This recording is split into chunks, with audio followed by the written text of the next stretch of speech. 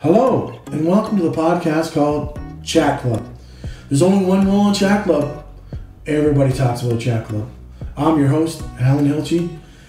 The focus today will be on mental health and anxiety. Future podcasts are going to be centered around other subjects such as depression, suicide, grief, PTSD, bullying, dealing with poison workplaces, dealing with negative people in general, world issues, impact of mental health on everyday life, and I might even throw in some sport issues. Welcome. I'm Alan Hilchey, and I'd like to start off by giving a little biography of myself. I've been 21 years in the industry of youth corrections. It's been quite a journey up to this point. This year will be my 20th year consecutively. I got laid off for a year, then went back. So I want to start on anxiety, and I want to talk about my journey with anxiety and the different things that I've went through personally. And I really hope that it helps you out, and make no mistake about it. It's not a bad thing that we have anxiety in the world, because it's just a normal part of life. And I think that the more that we become attuned to it, and the more that it's okay, the more people will get help, the more people will look at each other and try to help each other. And this is why I'm doing this podcast, is to pay it forward. I think my experiences can help out maybe other people that are dealing with anxiety, and maybe look at different ways and helping them cope. Maybe go get some help. Maybe, just to listen and, to experience it with me on the podcast and say, hey, I'm going through the same thing as this guy. Or, that's similar. Anyway, I'm going to get into it because I only have a little bit of time, right?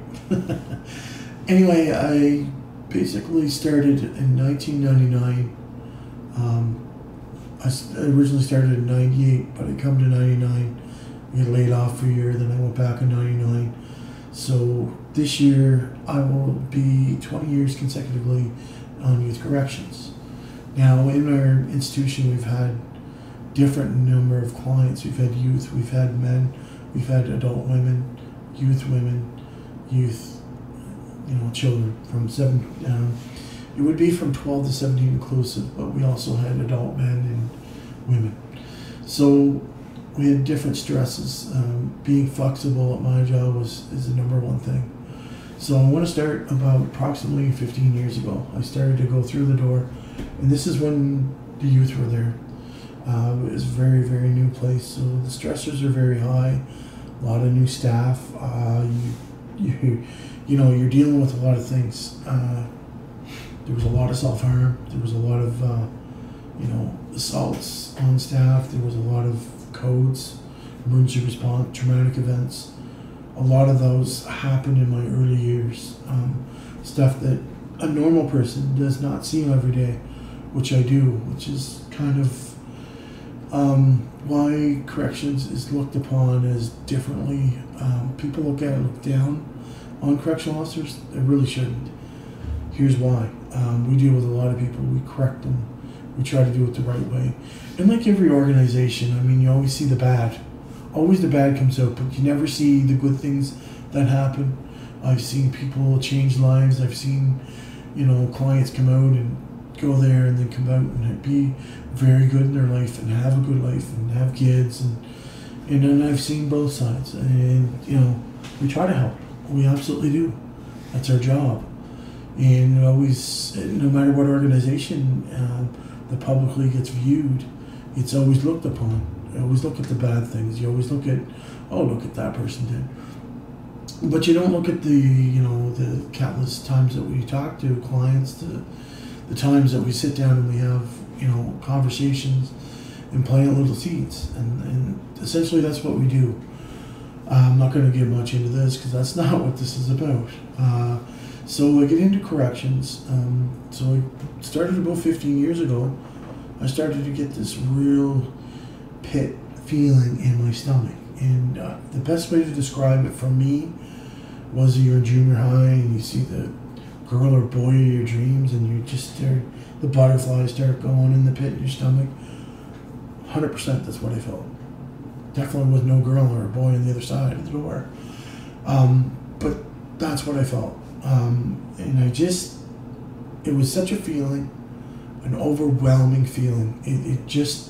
It would almost paralyze me when I come to the door, and we have locked doors, and then you hear the door go, You're really, really intimidating.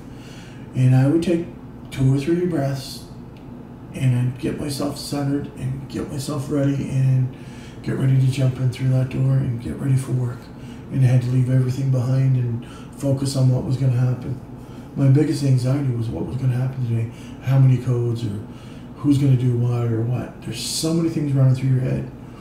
So I went through the door, but the time that I went through corrections, and a lot of people did at this time, was you never showed your weakness. Weakness was one of the things you couldn't show in corrections. You had to show that you were strong. The clients had to see you very, very strong, never weak. They'd prey on you, because if you were weak, then, they would do, say things or try to tease you or whatnot. You had to have that, and your coworkers kind of expected that too. There was an expectation that it's the same thing as a boy falling off the bike and, skinning his knee, and he's got to get up, shake it off, and, you're a boy, you don't cry. You don't show your emotions, and that's exactly what corrections was at that time period of time. It's only recent in the last few years that it's come to the forefront that correctional officers are getting PTSD, they're getting severe anxiety, they're getting a lot of mental health issues. So went through the door, this happened, and then for some reason I just seemed to be a normal part of life, and the anxiety went down. Started to learn to find other ways. I don't know if it was because I was playing baseball or whatnot. Something took my mind away from it for a while. So about 4 years ago, I'll say approximately, because I'm not real sure, I was sitting in the gym, and I started to take these flashes, and I started to shake uncontrollably. Really scared me. And, I'm not scared to say that a few tears did trickle down my face. And I was doing pulls, and I started to shake, and a couple tears come out, and I flashbacks, like just the flashes of blood or whatever happened, or I'm not real sure, because it was so quick, just flashes, and started to, and I knew there was something wrong, and I had to go get help. In our line of work, we're kind of lucky because we have an EAP, Assistance Program, Assistance Employee Program. We do have free sessions to help us out. So I took advantage of it. See this, not real impressed the first time because it was a social worker. Didn't have any idea where it come from, what I worked to, what I dealt with. Just sat there with a pencil and paper and jotted notes, and that was about it. During these sessions, I kind of talked. I almost did my own therapy. I talked about it, reasoned it. Why was I angry? How come I was what I was? And I kind of reasoned it out, and I don't know if I just did that just to get through the process, because this person that they sent to me was not specialized in what I needed specifically, which is another issue all in itself in society, is having the specialized people to deal with these certain issues that people have. And I had anxiety, and I might have had some flashbacks, which could be post-traumatic stress, not real sure. So I went through this motions, and I got through it. Then probably 2.5 years ago, I got assaulted by one of the clients, which I hurt my shoulder. I went out for a period of time. I was angry, frustrated, very angry that it happened, because we got, I'm not going to get into why, but because it's a uniform issue. I'm not going to get into that, because there's no sense complaining about something I have to wear. So anyway, I basically, a couple weeks went away, and finally got a call, and something was set up with a familiar person that I knew, which really helped me out, because the comfort level is, I needed somebody to hear me. I needed somebody to validate my feelings. I needed somebody to validate what what I was going through, because I felt alone. I felt depressed. I felt that people were looking at me differently, like almost like a paranoid, but not paranoid. What are they saying at me at work? You know, just different things that run through your head because you have time and you just sit there and you're stewing. That's the number one problem I have with this is when issues happen, there has to be the help right away. And a high percentage of people that get help through traumatic incidents helps them out a lot quicker, obviously, because it doesn't stand, like, they get their feelings out there and whatnot. And that's a whole nother issue. They need to get help quicker. I think they're working on it. I hope so. In any institution, that should be the first and foremost is, helping out your employees. So I went to the psychologist. I knew him because he worked at the institution. He worked with the clients, so he knew the environment I was in. He knew what stresses I had, which made it very easy for me to come out of my shell and talk about it. Never been a guy to talk about my feelings because, like I said, you grew up in corrections, and type of environment I grew up in was, don't tell everyone what's going on because, it really doesn't matter. Well, it does matter to me now that I hear all this stuff and I see all this stuff. So I talked to him, went through a few sessions. I started to feel a lot better because he could validate everything. And, he sat there and we had a conversation. It wasn't me talking to him and him listening and him trying to, hey, let's, But the biggest thing about this whole thing about, this interaction with myself and the psychologist was I felt so validated. I felt like a weight was lifted. Like it felt like I was carrying the whole world on my shoulders because it was my personal world, and it felt so good to come out. It felt so good to release the stress, release everything. And boys, I'll tell you, it's done me a world of good. So he went in, we did a few sessions, we come back and we look at doing a test. So I did a test. I would probably say that it was a PTSD test or, something along with mental illness test or something for, first responders. I'm not real sure. Not sure what kind of a test it was. I did it. Not gonna lie to you, I did probably fudge a couple of the questions, like depression was a part of it, but I didn't want to get down that road. I knew I was feeling better and I knew it. Maybe I shouldn't have. Maybe it'll come back to bite me in the butt. I don't know. But the thing is, I did the test. The next week we come back. We had a good talk about it. And he told me, he said, you're on the bubble. The bubble and the border is right there and you're hovering on it. And I felt kind of relieved that I didn't have PTSD because I've seen and heard and watched people. I know a few people that have it. It's not a good thing to have. It's very crippling to the person and not crippling to other people because they don't have it. But I look at it and he said, you're burnt out. Makes sense. Burnt out 20 years to the grind, working the floor, never doing, not doing a lot outside the unit and just being on the unit. I can see that happening. So when I get into talking to him a little bit more, I felt so much better. So that year I started to go to a gradually work back. When I first got into my workplace, boys, I'm telling you, my anxiety was through the roof. And I think it was just because I haven't seen the place and boom, there I go. And, I started to see, the kids that were, part of the problem because they were still there. They were part of the incident. Still see them. But I get into it and gradually got myself in. I didn't go to the unit right away. Didn't feel comfortable. So they had other jobs for me to do. So I went into a 4-week for a couple weeks, then a 6-hour, then an 8-hour, then a 10, and then I went back to 12s. And then I started back on the unit. Now, for me today, in the last 2 years has probably been the most positive that I have ever been in my entire life at my workplace. And don't get me wrong, there's times where you get upset, and there's times that's, it doesn't go good. But at the end of the day, I felt better.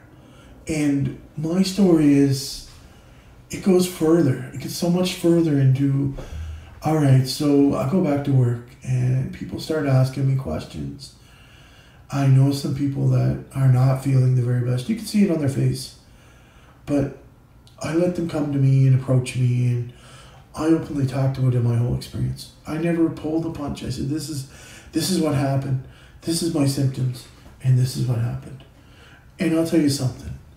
Because I started talking about it, because I started saying about certain things that triggered other people, and they looked at me and they were just, you know what? I feel the same thing. You know what? That exact same feelings and all that emotions, I'm feeling it. I looked at them and I said, go get help, because it's there, and do it. Because whether you come back to the job or not, or whether you do or don't, it's a matter of getting your head on straight and making your life better. Because that's what it's about. It is about getting a better life, being stable, being, knowing your triggers, knowing a lot of different things, and being happy. I'm so much more happier at my workplace now than it was 3, 8, and 10 years ago. And people, I'm not sure if my workplace, if they notice it, but if I see new person, I look at them and I say, hey, hi, how you doing? Very, very, not bubbly, but very outgoing. And I used to, kind of subject myself to, finding my own path, my own group of people. And you know what? I'm trying to be the positive one in work.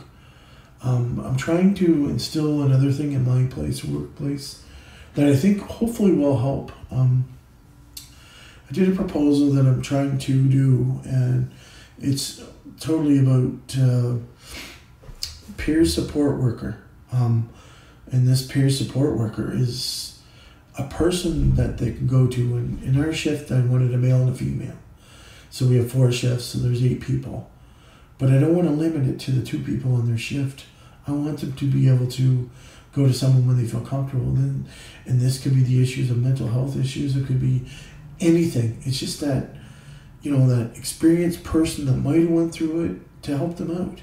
And I think it's important in our workplace that we take care of each other, and even in life and in general life. I mean, I've had people come to me and say, are you okay? And you know what? That really validates people when you say, how are things going? How are you doing? How's your life? Inspire them, inspire. That's what I'm trying to do. Inspire people to be better, to be more positive, to live a better life. So when I really think about the whole thing about, anxiety, and I touch on it a lot in my biography and myself, is I felt alone, and I felt very unproductive, and I didn't feel that, I was doing anything or going anywhere, and I felt very upset and angry because things weren't going my way. But you are the only person that's got to make it right. You're the one that's got to take the baby steps or the big steps, to correct what's going on. Because if you don't, you're going to lead into more issues. It could be alcohol, it could be drugs, it could be, gambling away certain things to take your mind off things. I'm starting to go to the gym. I'm starting to get out of the house more. I'm trying to be more active, and I'm telling you, another story somebody told me the other week. I was talking to someone, and we're talking about the exact same thing. I was talking about my podcast. I was talking about what I was going to do, and we got into it, and he talked to me, and he said, 3 years ago, he said, what did you differently that you didn't do before? Why did you get through that time, and all of a sudden, at that point of time, did that happen? That experience? Why did you get so anxious, and what, And I sat back and thought about it, and it was baseball. I played baseball nonstop. It was my everything in the summer, and it helped me through the winter, and because it was always something to look forward to. I played the summer, and then come in the winter. You hit February, and you're like, oh my God, baseball's coming. Yes, and that was my thing, absolutely. So make sure you look at the things that you're not doing and what has changed in your life pattern. Are you not doing something that you've done before? Have you, is there something different? And you have to look at all that stuff. But you know what? Anxiety is the new norm. And it's a stigma that's going away because there's professional hockey players that have anxiety. There's celebrities. There's numerous people that have anxiety or mental health issues. And the stigma's going away because it's not the rotten kidder in the litter. It's the person needs help because it's just the way life is. We get stresses. We deal with it in different ways. I used to decompartmentalize things and push it off, and it built up, and my wall burst down. My wall come down. That's what happened. You can only do it so long, but go seek help because it's there. Look for it. I mean, there's different groups. There's peer groups for PTSD and anxiety out there. In every city, there's got to be. I know there's some where I am. I know there's a Wings of Change. And it's a beautiful group where PTSD or people that have mental illnesses can sit down and they can talk about their issues. And, almost like AA, you almost have like a sponsor, someone that, you can relate to, someone that you can talk to. Because sometimes their spouses don't understand, and that's okay, because they don't understand, and we don't understand their work. But when you get somebody that can calm and ground with you, you can explain yourself, and you can validate how you're feeling. And at the end of the day, these people here might have some coping mechanisms that might help you out, and you might do the same. It feeds my soul when I can help people. It really does. I do some charities, and when I see stuff happen, it feeds my soul. It makes me feel very good, and I try to emulate that on my life, is to be an inspiration. Try to be somebody that, everybody can say, you know what, he's trying to help people. Well, I'm not saying I'm the best. Absolutely not. I'm trying like everyone else. But I'm putting my foot forward, sharing my experiences, sharing my failures, sharing my successes to people, because at the end of the day, these people you might have similar situations, and they may have a route to go that they never even thought of. So I'm just going to end this podcast by just throwing some stats out. I know I was looking on the National Post, and 34% of men and 47% of women strongly or somewhat agree. I consider myself someone who struggles with anxiety every day. That's pretty significant. Among those 30 and under, 71% of females being reported anxious versus 53% of men being anxious. And then among 18 to 29-year-olds, 63% reported having anxiety. But I think what it really comes down to, people, is the adult women and males don't want to come forward. But I think that number's higher. I think all the numbers are probably higher. I know in the new society, I know that younger people they'll come out and say it. They'll say their feelings right out. Not a bad thing. But I just, for the closing of this podcast, I just want to really simplify it.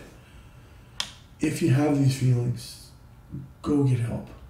I can't stress it enough. If you're having one of those days, get up off the couch, go outside, breathe the fresh air, just take some deep breaths, look at the sun, look at, hopefully in the summer is where we are. In the winter, it's not going to be so much. But try to get Try to look at the positive things in your life.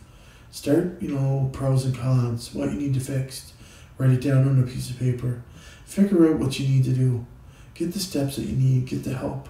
There's lots of information online. I know every hospital has brochures. You know what? Take a brochure. Who cares? You going to meet those people? No, absolutely not. Take care of yourself, people.